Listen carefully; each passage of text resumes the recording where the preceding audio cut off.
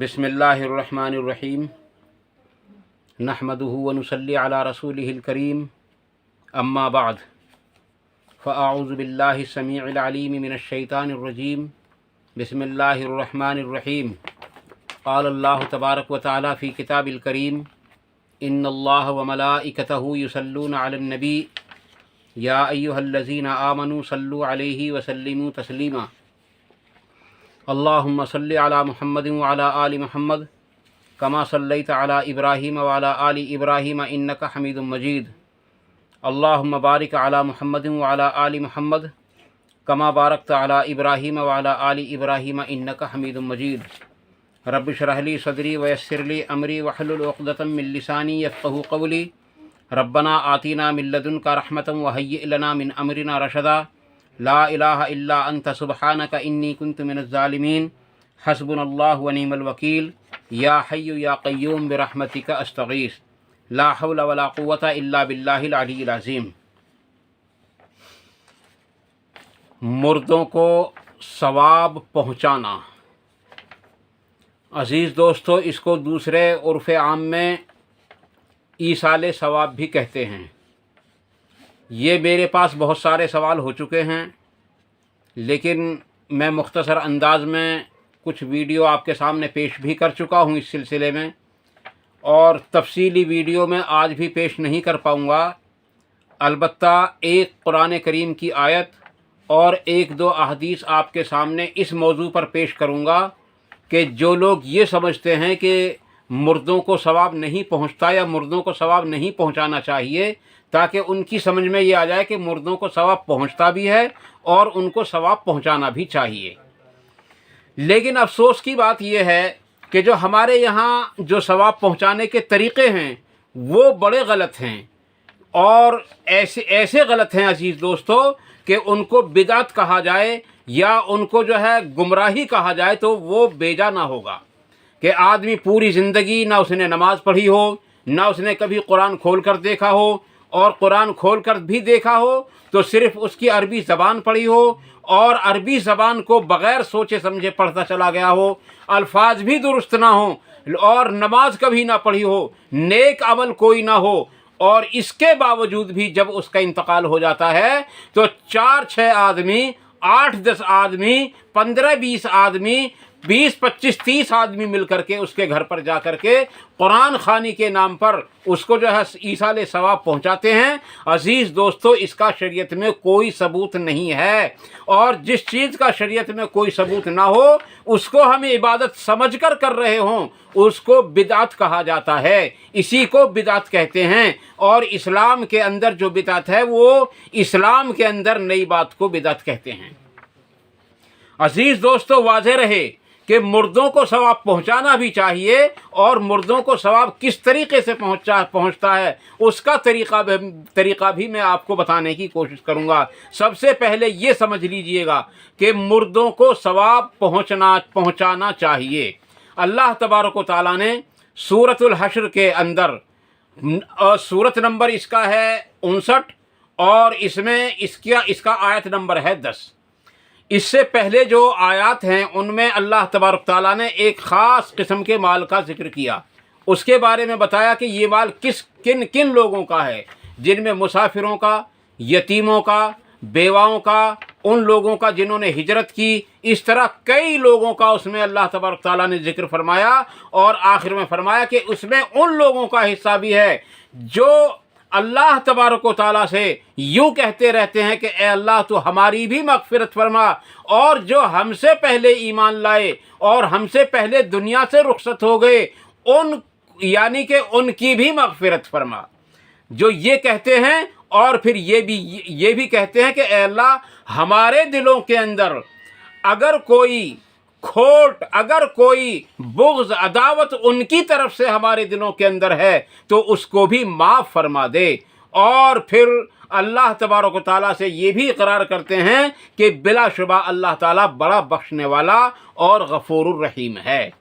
ये वो सबूत है अजीज़ दोस्तों जिसमें अल्लाह तबारक व तआला ने कुरान करीम के ज़रिए हम सबको बतला दिया कि सवाब مردوں کو ایصال ثواب پہنچتا ہے ان کے لیے دعائے مغفرت کرنا چاہیے۔ اور اب کس طریقے سے دعائے مغفرت کریں؟ عزیز دوستو، سب سے پہلی حدیث میں آپ کے سامنے تمہیداً بیان کروں گا، اور اس کا موضوع ہے کیا کہ جب آدمی دنیا سے رخصت ہو جائے اور جب آدمی مر جائے تو اس کو برائی کے ساتھ یاد نہ کیا جائے۔ یہ حدیث بخاری شریف کے اندر 1393 نمبر ہے اس کا عزیز دوستو، اور حضرت عائشہ صدیقہ رضی اللہ تعالیٰ عنہ اس کی خود راوی ہیں۔ فرمایا اللہ کے نبی صلی اللہ علیہ وسلم نے کہ مردوں کو برا مت کہو، مردوں کو برا مت کہو، کیوں کہ انہوں نے جیسا عمل کیا تھا، انہوں نے جس طریقے کے عمل کیے تھے وہ اپنے انجام کو پہنچ چکے۔ اس حدیث سے پتہ یہ چلا کہ مردوں کو ہمیشہ بھلائی کے ساتھ یاد کرو، ان کے لیے مغفرت کی دعائیں کرتے رہو، اور ان کو جو ہے ایصال ثواب میں دعاؤں میں خاص طور سے یاد رکھنے کی کوشش کرتے رہو۔ عزیز دوستو، دوسری حدیث میں آپ کے سامنے پیش کروں گا جس میں مردوں کو برا کہنے کی اجازت بھی دی گئی ہے، لیکن کن لوگوں کو اجازت دی گئی ہے؟ جن لوگوں کا جہنم کے اندر ہونا قرآن اور حدیث سے ثابت ہو گیا ہو، صرف ان لوگوں کو برا کہا جا سکتا ہے، جیسا کہ حامان ہے، نمرود ہے، شداد کا تو خیر ذکر ہی نہیں، پتہ ہی نہیں چلتا کہ شداد تھا بھی یا نہیں تھا، البتہ فرعون ہے، قارون ہے، اور ابی بن خلف ہے، اور اس طریقے سے نمرود ہے، کئی لوگ ہیں۔ جو ہے اس کے بارے میں حضرت ابن عباس رضی اللہ عنہ فرماتے ہیں کہ ابو لہب جو تھا وہ نبی اکرم صلی اللہ علیہ وسلم کو ہمیشہ برا کہتا تھا،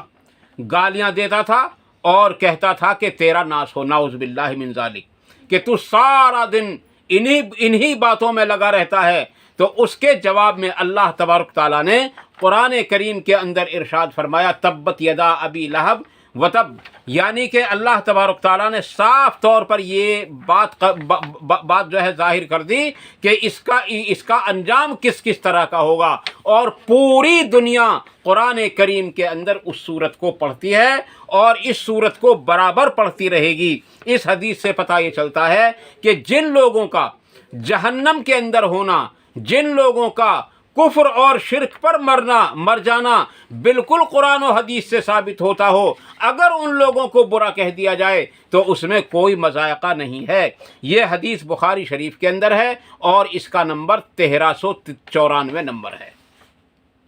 عزیز دوستو، ایک حدیث میں آپ کے سامنے بیان کروں گا، اس کے راوی ہیں حضرت ابو ہریرہ رضی اللہ عنہ۔ اس سے پتہ چلے گا کہ مردے کو کس طریقے سے ثواب پہنچایا جائے۔ عزیز دوستو، حضرت ابو ہریرہ رضی اللہ عنہ فرماتے ہیں کہ نبی اکرم صلی اللہ علیہ وسلم نے ارشاد فرمایا، ایک ایمان والے کے دوسرے ایمان والے پر 6 حق ہیں۔ ایک حدیث میں 5 بھی ہیں، لیکن میں جو آپ کے سامنے حدیث پیش کر رہا ہوں اس کے اندر 6 ہیں، اس سے پہلی حدیث میں 5 بھی ہیں۔ عزیز دوستو، سب سے پہلی بات، جب اس سے ملاقات کرے، جب وہ آپ کے پاس آئے، اس کو سلام کرنا، اور اگر وہ سلام کرے تو اس کے سلام کا جواب دینا۔ یہ پہلا حق ہے ایک ایمان والے پر دوسرے ایمان والے کا حق ہے۔ عزیز دوستو، دوسرا حق، جب وہ اس کی دعوت کرے تو اس کی دعوت کو قبول کرنا، اور تیسرا حق ہے کہ جب وہ جو چیز اپنے لیے پسند کرتا ہو وہی چیز اس کے لیے بھی پسند کرے، یعنی اگر وہ خیر کا طالب ہو تو اس کے لیے خیر ہی طلب کرے۔ عزیز دوستو، اور اس کے علاوہ 5واں حق ہے، جب وہ چھینکے اور چھینکنے پر الحمدللہ کہے تو اس کے جواب میں یرحمک اللہ یعنی چھینک کا جواب دے، اور 5واں حق ہے اس پر کہ جب وہ بیمار ہو جائے تو اس کی عیادت کرے، اور 6واں حق اس کا یہ ہے کہ جب وہ مر جائے تو اس کے لیے دعائے مغفرت کرے، یعنی کہ اس کے جنازے کی نماز پڑھے۔ عزیز دوستو، جنازے کی نماز کے بارے میں متعدد احادیث اور بھی بہت ساری ہیں، یہ حدیث آپ کو مسلم شریف کے اندر مل جائے گی انشاءاللہ تعالی۔ اس کا نمبر جو آپ کو ملے گا 5650، یعنی کہ 5650 اور 5651 نمبر، یہ 2 جگہ یہ حدیث موجود ہے مسلم شریف کے اندر۔ کہ ایک ایمان والے کے اوپر دوسرے ایمان والے کے حق ہیں 6. ان میں سے جو چھٹا حق ہے وہ اس میں جو ہے ملتا ہے کہ جو مر چکے ان کا ہم پر کیا حق ہے کہ ان کے لیے ہم دعائے مغفرت کریں. عزیز دوستو، اس سے اگلی حدیث میں آپ کے سامنے پیش کروں گا. اس کے راوی ہیں براہ بن عازب رضی اللہ عنہ. وہ فرماتے ہیں کہ نبی اکرم صلی اللہ علیہ وسلم نے ہم کو 7 باتوں کا حکم دیا اور 7 باتوں سے ہم کو روکا. کتنی؟ 7 باتوں کا حکم دیا اور 7 ہی باتوں سے ہم کو روکا. جن 7 باتوں کا ہم سب کو حکم دیا تھا ان میں سب سے پہلا یہ ہے کہ جنازے کے ساتھ جانا، یعنی جب کوئی مر جائے تو اس کے جنازے میں شرکت کرنا. مقصد وہی ہے کہ اس کے لیے دعائے مغفرت کرنا. دوسرے، اگر وہ بیمار ہو جائے تو اس کی عیادت کرنا. تیسرے، اگر وہ دعوت کرے تو اس کی دعوت کو قبول کرنا. چوتھے، اگر وہ مظلوم ہے، اس پر ظلم کیا جا رہا ہو تو اس کی مدد کرنا. عزیز دوستو، 5واں حق ہے کہ اگر قسم کھا لے تو اس کو پورا کرنا، یعنی قسم کو پورا کر لینا. چھٹا حق ہے سلام کا جواب دینا. اور 7واں حق ہے اس میں چھینکنے والے کا جواب دینا. عزیز دوستو، اس میں جو سب سے پہلا حق ہے وہ ہے یعنی کہ جنازے کے ساتھ جانا، یعنی اس کے لیے دعائے مغفرت کرنا. اس حدیث سے بھی یہ پتہ چلا کہ جب کوئی آدمی مر جائے تو اس کے جنازے میں شرکت کرے اور اس کے لیے دعائے مغفرت کرے اور اس کے لیے اللہ تبارک تعالیٰ سے اس کی رحمت طلب کرے. اس میں اس کے لیے بھلائی اور خیر ہے. چھینکنے والے کا جواب دینا. اور 7 باتوں سے جن باتوں سے اللہ کے نبی صلی اللہ علیہ وسلم نے روکا، ان میں سے ایک تو ہے سونا پہننا یا چاندی. نمبر 1 چاندی کا استعمال کرنا. نمبر 2 سونے کا استعمال کرنا. نمبر 3 ریشم کا کپڑا پہننا. نمبر 3 دیباج ایک کپڑا ہے، اس کا استعمال کرنا. اور جو ہے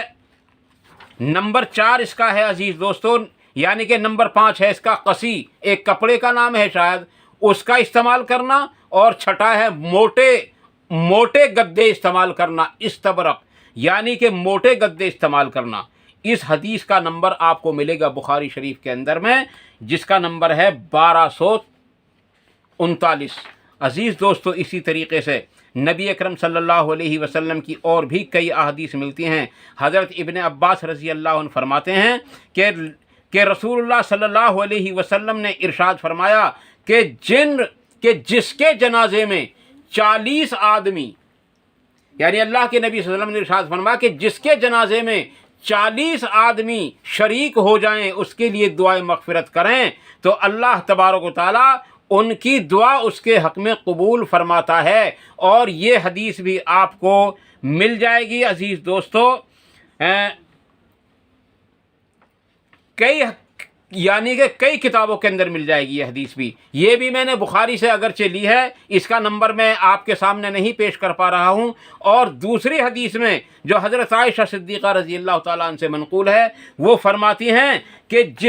جس کے جنازے میں 100 آدمی شریک ہو جائیں، جس کے جنازے میں 100 لوگ شریک ہو جائیں، اللہ تبارک و تعالیٰ ان 100 آدمیوں کی، ان 100 لوگوں کی جو ہے دعائیں ہیں، اللہ تبارک تعالیٰ اس کے حق میں قبول و منظور فرما لیتا ہے. ان تمام باتوں سے عزیز دوستو پتہ یہ چلا کہ جب آدمی دنیا سے رخصت ہو جائے، مر جائے، تو اس کے لیے ہمیشہ دعائے مغفرت کرتے رہنا چاہیے. اور سب سے اچھی جو دعائے مغفرت ہے اور دعائے رحمت ہے اس کے لیے، وہ اجتماعی طور پر وہ شریعت نے جو رکھی ہے وہ صرف ایک جنازے کی نماز ہے. عزیز دوستو، جنازے کی نماز کے بارے میں انشاءاللہ تعالیٰ ایک حدیث آپ کے سامنے پیش کروں گا جو سنن ابو داؤد کے اندر بھی ہے اور ترمذی شریف کے اندر بھی ہے اور بھی کئی کتابوں کے اندر وہ حدیث موجود ہے. عزیز دوستو، اس میں جو دعا ہے وہ بڑی جامع دعا ہے جس کو ہم تکبیر دوم کے بعد پڑھتے ہیں. سب سے پہلی تکبیر کے بعد جو ہم پڑھتے ہیں وہ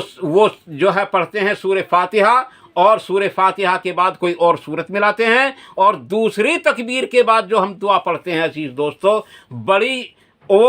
دوسری تکبیر کے بعد ہم پڑھتے ہیں درود شریف اور تیسری تکبیر کے بعد جو ہم دعا پڑھتے ہیں بڑی جامع دعا ہے، زندوں کے لیے بھی، مردوں کے لیے بھی، حاضر کے لیے بھی، غائب کے لیے بھی، اور جو وہاں موجود ہوتے ہیں ان کے لیے بھی، جو موجود نہیں ہوتے ان کے لیے بھی، چھوٹوں کے لیے بھی اور بڑوں کے لیے بھی، اور مردوں کے لیے بھی اور عورتوں کے لیے بھی۔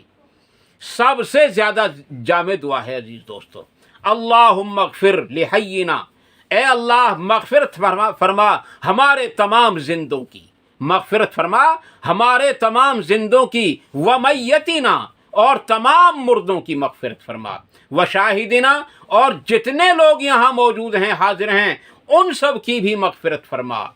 وغائبنا، اور جتنے لوگ یہاں حاضر نہیں ہوئے ہیں اور ایمان والے ہیں دنیا کے اندر چھائے ہوئے ہیں وہ غائب ہیں ان سب کی بھی مغفرت فرما،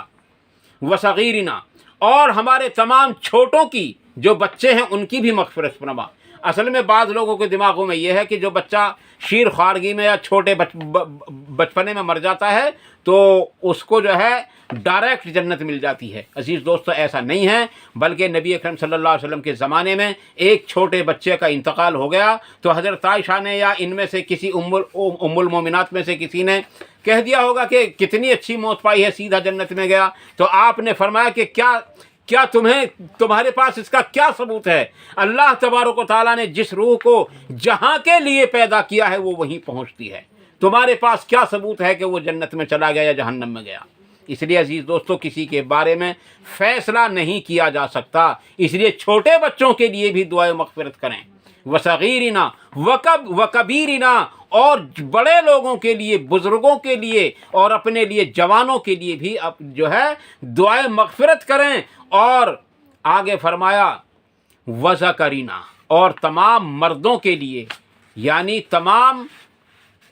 مردوں کے لیے، اور انسانا، اور تمام عورتوں کے لیے مغفرت کی دعا ہے اس کے اندر۔ اے اللہ ہماری مغفرت فرما، ہمارے بڑوں کی، چھوٹوں کی،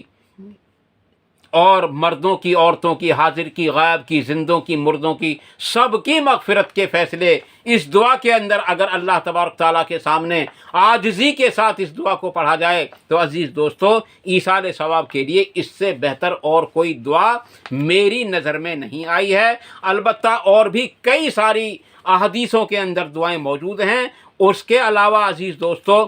ہم مردوں کو ثواب کیسے پہنچائیں، انشاءاللہ تعالیٰ اگلی ویڈیو میں آپ کے سامنے بخاری مسلم سے پیش کروں گا۔ یہ صرف بات میں نے آپ کے سامنے تمہیداً بیان کر دی ہے کہ اس میں ثبوت پائے جاتے ہیں کہ مردوں کو ثواب پہنچائیں، اور مردوں کو ثواب پہنچتا ہے اور اس سے ان کو نفع بھی پہنچتا ہے۔ اس کے علاوہ ہم کس طریقے سے ثواب پہنچائیں، جو طریقہ ہمارے یہاں رائج ہے اس طریقے کو ہرگز استعمال نہ کریں، بلکہ اس کے لیے دعائیں مغفرت کریں، کچھ پڑھ کر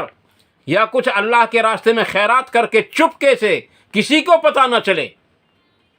مثلا کسی کو کھانا کھلا دیں، کسی کو چپکے سے صدقہ دے دیں، یا اللہ میں نے جو یہ دیا ہے تو اس کی برکت سے فلاں رشتہ دار کو، فلاں ملنے والے کو، یا تمام روحوں کو جو دنیا سے جا چکی ہیں ان سب کے ساتھ آسانی کا معاملہ فرما، اس صدقے کی برکت سے یا اس دعا کی برکت سے یا اس فلاں نیک کام کی برکت سے۔ یہ ہے اصل دعا مانگنے کا طریقہ مردے کے لیے۔ اصل میں ثواب پہنچانا عزیز دوستو، میں ثواب کے بارے میں انشاءاللہ تعالیٰ آپ کے سامنے بیان کرنے کی کوشش کروں گا، کچھ نہ کچھ جلد سے جلد لانے کی کوشش کروں گا۔ میں نے اس میں غور و خوض کرنا شروع کر دیا ہے کہ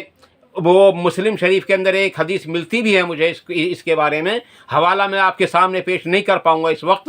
حالانکہ یہ پکی بات ہے کہ وہ مسلم شریف کے اندر حدیث موجود ہے کہ سب سے بہتر بات یہ ہے کہ آدمی اپنے پیچھے اپنی اولاد کو نیکی پر چھوڑ کر کے جائے کہ اس کا ثواب اس کو ہمیشہ ملتا رہتا ہے۔ اگر نیک اولاد ہے تو عزیز دوستو وہ ہمارے لیے اگرچہ دعا بھی نہ کرے تو جتنے نیک کام کرتی رہے گی وہ انشاءاللہ تعالیٰ اس کا ثواب ہم کو پہنچتا رہے گا۔ اسی طریقے سے جو لوگ بد کرداری پر اپنی اولاد کو چھوڑ کر جاتے ہیں اور اپنی اولاد کو بد کرداری سے نہیں روکتے تو عزیز دوستو